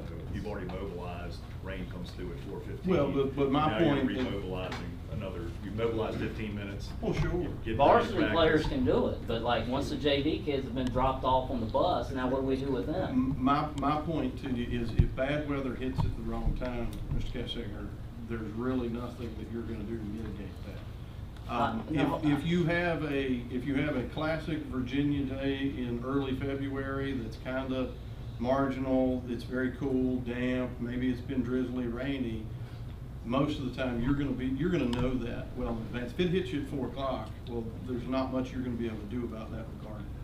You're gonna have that problem no matter where your home field is. Proximity probably makes the mitigation easier. Mr. Wilton, you got a question? Yes.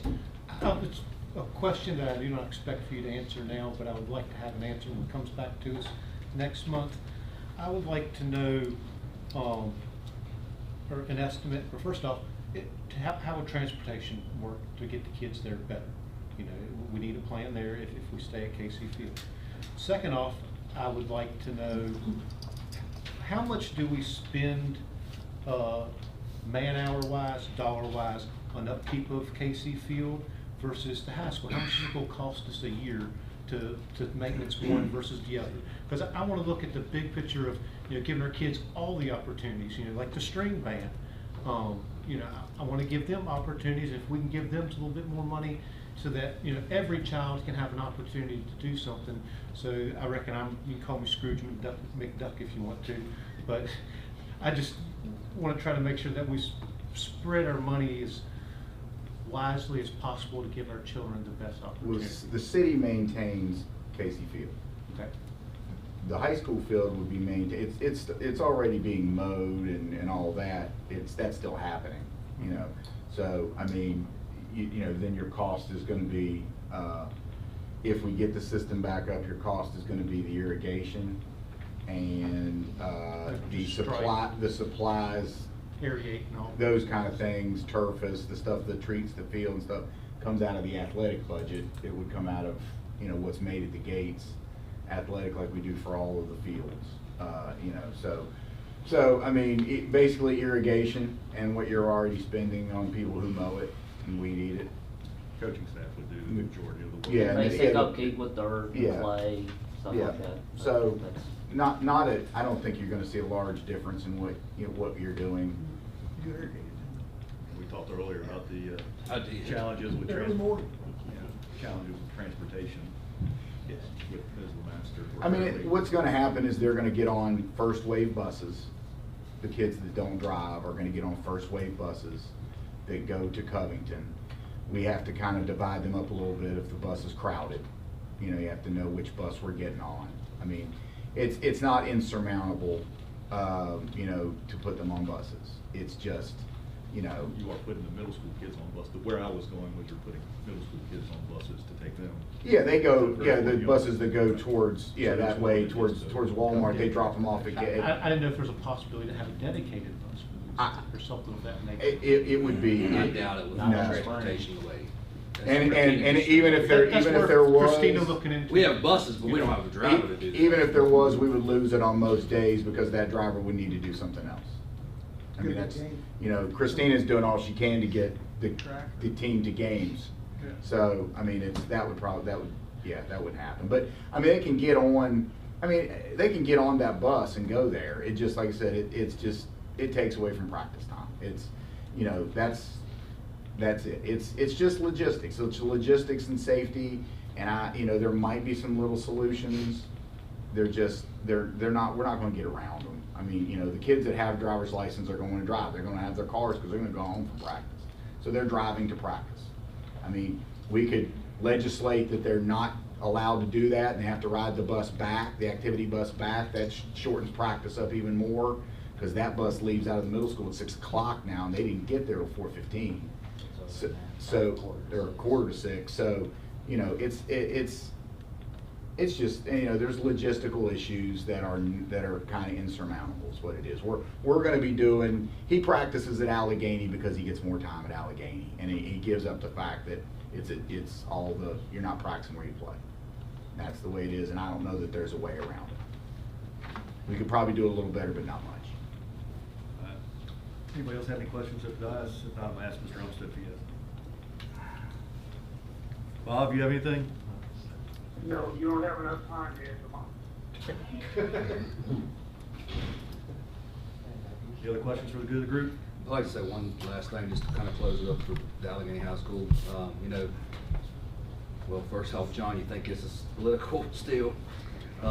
You know, obviously it is going to be political. I'm just worried about our funding, because I want to make sure that we give all the opportunities for our kids. And last thing I want to see is our funding cut for some reason. And that, I'm sorry, but no, I'll be the bad person. Back when COVID happened, I was the one who voted that we do not have sports because I felt that kids going to school every day was more important. You're right. And I mean, our education is while we are here. One thing I would like. But sports are great, and they help mold children. They're wonderful. But if you have to make me choose between academic and sports, I'm sorry. No, we're not asking that. And one thing I'd just like everybody to kind of picture that's got a big piece of their heart into this, including me. You know, I was a baseball player, played at Casey Field, played against John actually. I think I hit a home run obviously. You know, I have my personal influence as a person, as a former player, as an athletic director. As a player, pretend that you're a girls soccer player, a boys soccer player for a second, a girls softball player for a second. Pretend that you're in the locker room, as Mr. Lanford alluded to, and that's where you know a lot of your goofing off are things that are not supposed to happen, probably happen before a game of practice, but that's where a lot of your memories come from. Pretend you're one of those kids, a track athlete, for just a second. You're getting ready, you're going to practice, you're going to your game, right there at your high school. Now pretend you're a baseball player and you're walking to your car to go to practice or to a game. That's kind of how I look at it in the eyes of a student athlete. You just jogged the question. Mr. Kessinger, did you put any of this to your players in any of the last couple of years and ask them what they wanted to do? Yeah, it was what you would expect. The guys that were at Allegheny before consolidation would want to play at Allegheny. The ones that were at Covington before consolidation wanted to stay at Casey because that's what they knew. Well, that should have been, I mean, that was a pretty low number of pure Covington students. I'd say over the last 2 or 3 years, I think probably 2 or 3 players have been in the program that before consolidation would have been city. And yeah, I would have just thought, I mean, if this was player driven, I would have thought you'd have probably told us that. But I'm not going to bring players in here. I would say if you ask the kids, would they just appreciate dressing and once they get done with school and walking out to their home? Well, but I just mean to Mr. Dobbs' point, I mean, that whole thing, school pride and your field and all that kind of stuff. I mean, several of the kids, well, Yeah, we had a collection of kids, some of which played at, behind the high school, some of which played at Casey Field. So having, that's actually a great group to poll on it. And I just, if you had, sounds like you had mixed reaction, I guess? No, what I'm saying is if you were to poll the kids that went to Covington High School and played at Casey Field, I would more than likely say that they would say, let's stay at Casey. The ones that played at Allegheny prior to consolidation, remember what the field was like before consolidation, so if you interview them now, those answers are probably gonna be a little bit skewed, because as a baseball coach, Casey Field is better than Allegheny right now. No argument, it's not even close. But, you know, so if you ask them that, they're like, especially if they're an infielder, well, yeah, we need to play Casey, Allegheny sucks. I mean, and they should say that, because right now our field does suck down at the high school, because it hasn't been maintained to what it should be. You know. But you never took a poll or anything close? No, I did not take a poll. And very few of these kids played. either, right? They didn't play it. They've only played at Casey Field. All right, very good. Well, you good, Randy? No, I was saying, we're consolidated. Thank you all. Thank you. Appreciate it. Absolutely. Appreciate you all being here, and appreciate the presentation of the information. It'll be on our agenda next month for action. I'm sure it'll be a topic at our next small group meeting, as that is scheduled as well. Moving on to item 26-201, the appointment of the superintendent's designees. Action. Is this you, Ms. Holtman? Yes, sir. Chairman Lamford, members of the board. This is a fairly routine item. It is a milestone one, though. This is something we do every July in preparation for the school year. We do identify superintendent designees that can handle, you know, anything that might pop up. If I'm out of the office, and we have two for you. It is really interesting for me to think about this, because in our history, we've had so many people wonderfully serve in this capacity. And so it feels like a good time to mention all the good, faithful service we've had from folks like Melinda and Fred, and back to Kevin Rice. We've had a number of people in this position, and we really appreciate their service. And we're very confident that Dwayne and Shannon will continue in that tradition. Shannon's been one of those folks for several years now, and we appreciate all their hard work. So we do have this for action, because it is customarily action in July. So if it suits the board, we'd love to have you approve that. Any questions? If not, I'll entertain a motion to approve. Make a motion, we approve. Motion, second. Second. Ms. Willis? Mr. Ayers? Yes, ma'am. Ms. Clemens? Yes, ma'am. Mr. Langford? Yes, ma'am. Mr. Littleton? Yes, ma'am. Mrs. Morgan? Yes. Mr. Umstead? 1 second. We lost him. We can move on. Right? You have a majority vote? We did. Oh, I'm sorry. Mr. Woodson? Yes, ma'am. That's my fault. That's my fault. Get you back out. Do you want to talk to me? Okay. If you want to vote, just say yes. We're moving on. He said yes. Said yes. All right. I liked everything that I heard. All right. Item 26-202, review of school resource officer and jail MOU. Good evening, Chairman Lamford, school board members, Ms. Halterman. You have copies of the SRO MOU, jail MOU. These are required. The SRO MOU is required to be reviewed every 2 years, and so you have a copy of that. This is a document that has been generated, and we have modeled our MOU after the Department of Criminal Justice Services. The only difference that we locally have added into that document is the information related to the body cameras and when they're on and not on, and that it distinctly lays out that that video image is that of the SROs, it's not that of the school division. The jail MOU, this is the same language that Covington City used prior to consolidation. It's the same language that's been in place for quite a while, but nonetheless, we need your input, your review of these documents. They are going to be online for parent and public review as well, and then get these finalized. They're due to be renewed in September, so we have a little bit of time there. Any questions? Questions from the board? This will be on for action next month? Next month, yes. All right. Item 26-203, athletics, activities, and inclement weather information. I asked if we could get an update on this going into the school year. It has Mr. Dobbs and Mr. Hamilton. I don't see Mr. Hamilton listed here, but if somebody wants to, are you getting ready to jump in? Does Ty want to jump in? I thought it would be best to. I'm sorry. No, you're good. To get just some clarity on how this is going to be handled. I know last year, especially in winter sports, we had. I don't want to talk about last year's sports. We had some challenges with extracurriculars when there might have been 4 inches of snow in Rich Patch, no snow, a little more snow. We had some varsity teams preparing for postseason play that weren't able to practice, but maybe some rec league activities occurring in the same building. So I want to clearly outline what our practice is going to be going forward to make sure before Mr. Field starts football practice already. Next Thursday. Next Thursday? We've had this discussion. You doing it? Go ahead. I can certainly jump in. I've got it in front of me. In March of '26, our board policy committee met and discussed this topic. Their input was very helpful, so as always, we appreciate Mr. Woodson and Mr. Eric being part of that conversation. We researched the practices of surrounding divisions and kind of comparable divisions to try to help give us some input. And that was all in follow-up to various board conversations in February that are following what Mr. Lanford was sharing there. So it's kind of all linked together.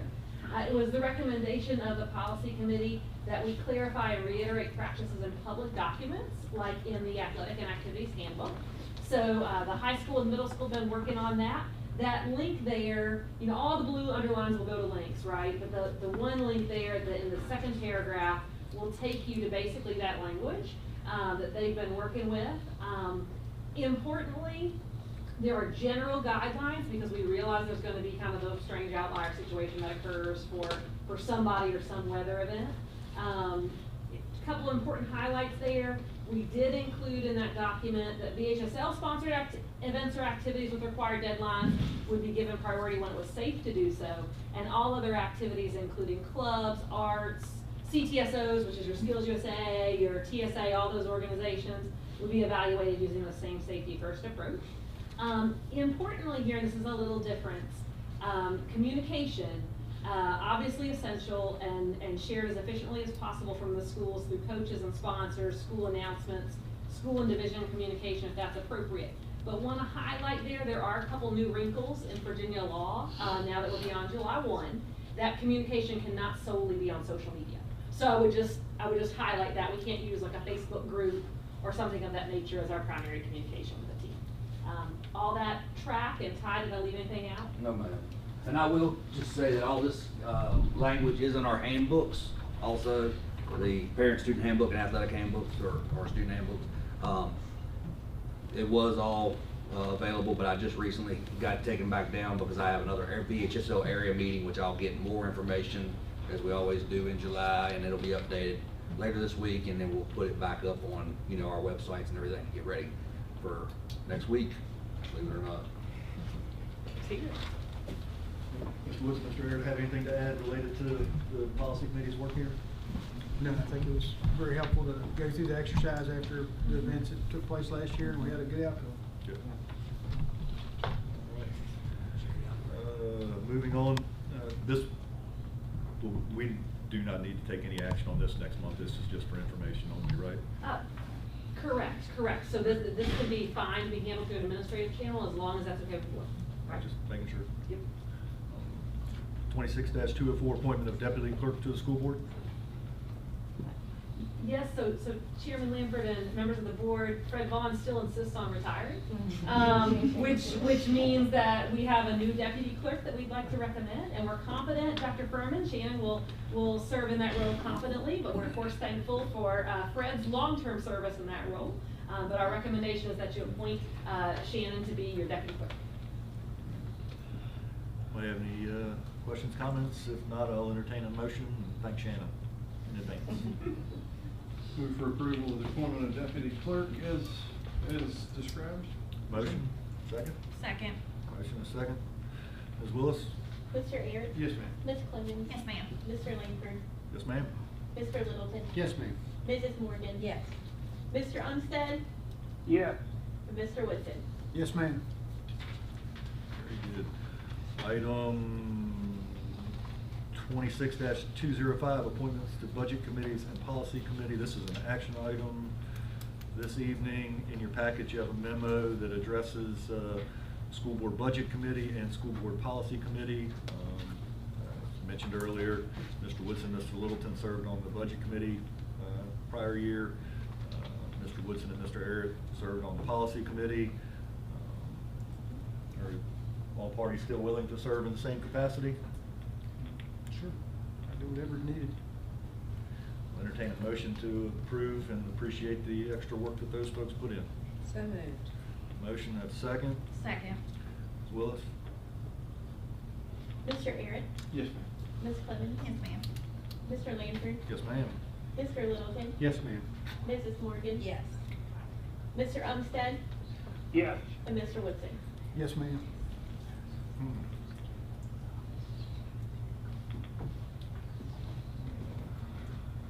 We have appointments to the Jackson River Governor's School Board, item 26-206. I'll turn this one over to somebody else. Looks more complicated than I can handle. It's all good. Chairman Langford, members of the board, Jackson River Governor's School has its own board. And that board is comprised of board members from each participating school division, and then the superintendent sit as ex officio members.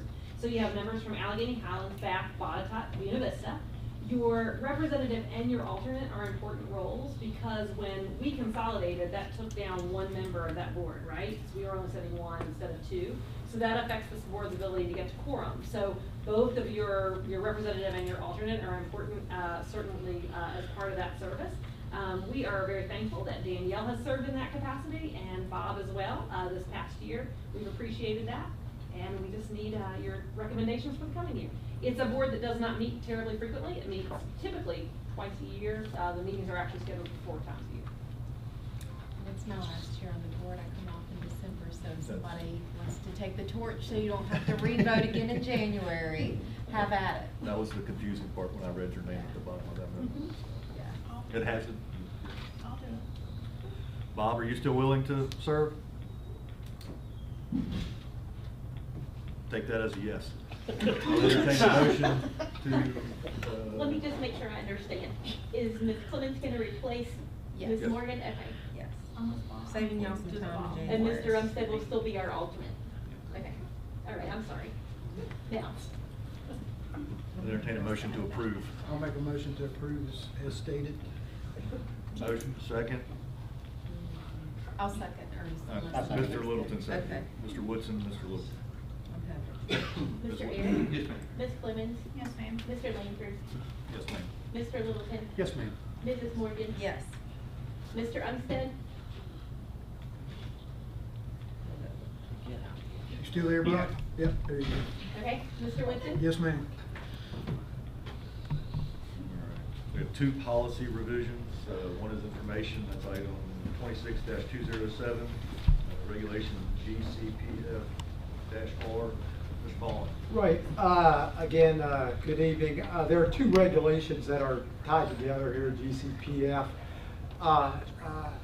Over the course of time, we have policy and procedures in place, regulations related to expectations related to staff, interactions with students, as well as conduct of employees.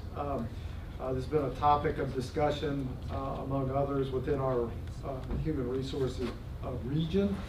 And I came across this bit of these 2 model regulations from Roanoke County.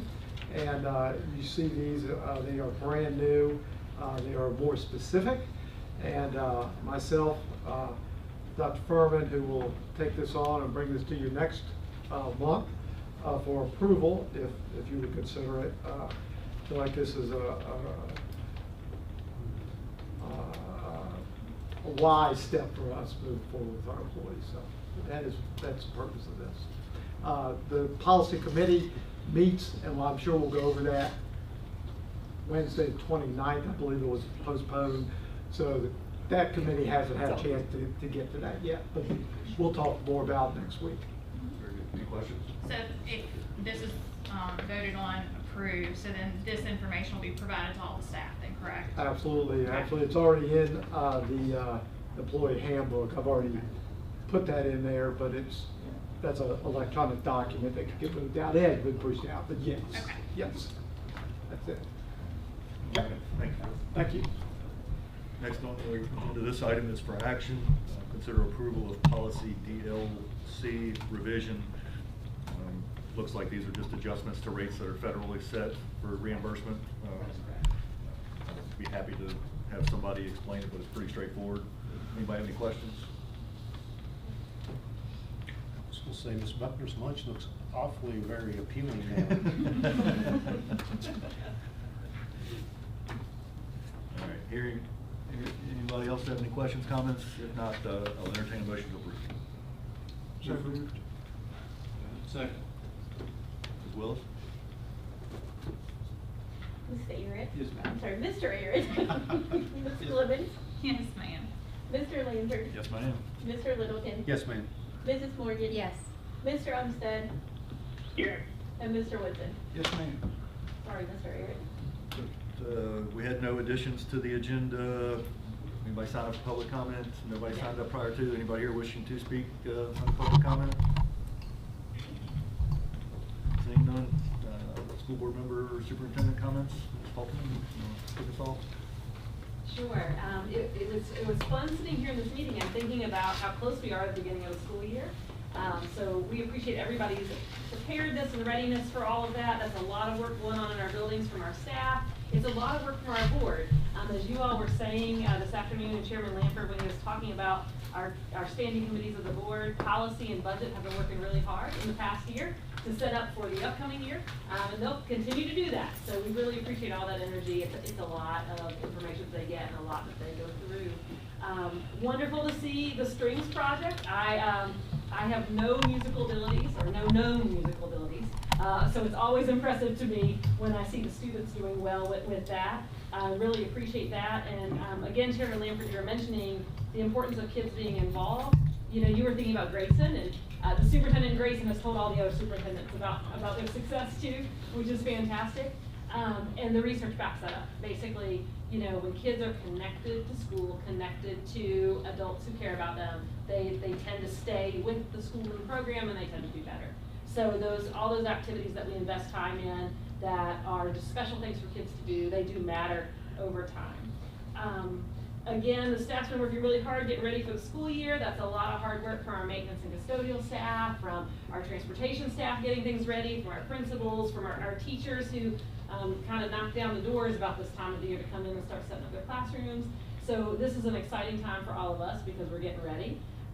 Want to thank our leadership folks. We did a leadership retreat this summer, so they devoted time to that. You notice there's some people not here this evening. It's because they're at other events preparing for the school year. So we are being represented right now at a Gear Up event that's affecting a cohort of our students. That's really important, at the Virginia State Safety Conference, which is a really important event for us to have representation at. We're also getting ready for a lot of good training in math and reading as appropriate to several groups of staff. So we're really excited about that potential as well. And some of that is going on as soon as next week.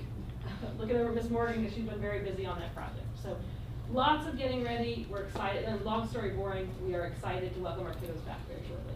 So thank you for all you do to help get them ready. Just a couple, I guess we got the part of the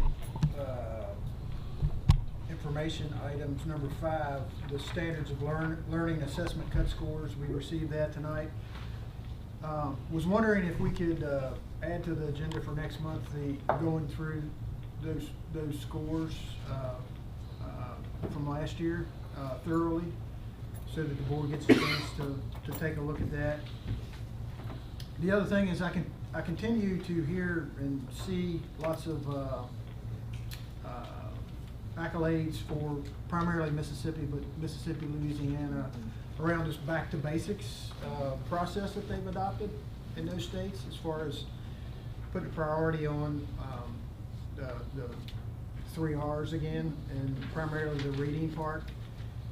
Is there an opportunity for us to, and I know she left, but to see if the foundation would be willing to help with funding, perhaps to pay for a small committee representative from each school, maybe Ms. Morgan in her new role, but to go explore that a little deeper and get some of the fact. I'm never too proud to steal a great idea, right? So if we see something that's working, and I really believe this is a good approach, from everything I've read about it, I'd like to explore what we